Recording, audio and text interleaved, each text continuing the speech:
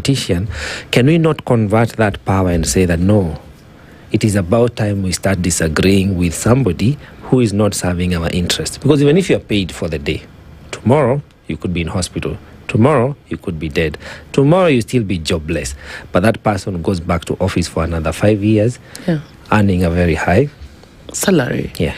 You know, we've lifted this. You call them servants. They're actually supposed to be servants.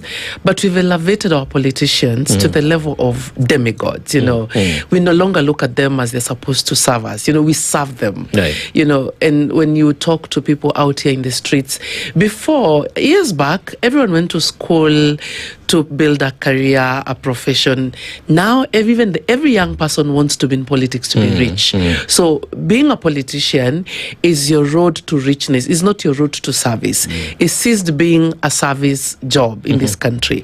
So when you look, and the problems that you're going through as a country right now, it never used to be this serious. But right now, Goonism is really coming. It's a serious problem. No one is talking about it, but it's going to be a very serious problem in 2027. Every single politician is building up a battalion of goons to use at disposal.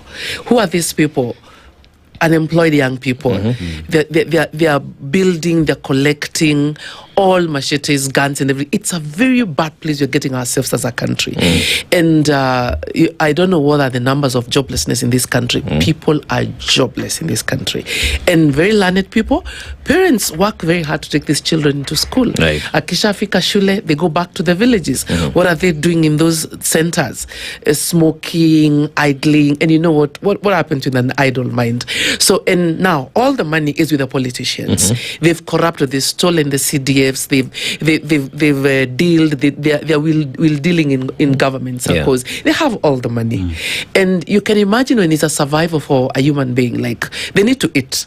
They'll just do anything. They'll just do anything. And then there's the level also of programming, you know, psychologically, they've programmed these people. And it's a big problem when you look at Nyanza. I've been into all sections of Nyanza.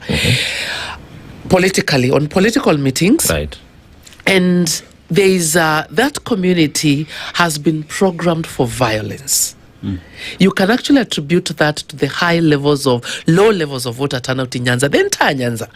You can just not hold a political meeting anywhere. An MC has to allow you. Someone has to know. You know, it's just not like any other part of the country. So for me, when you see that and the levels we've gotten to, the levels of poverty in this country, the amount of money in the hands of politicians, this is a catalyst for disaster in the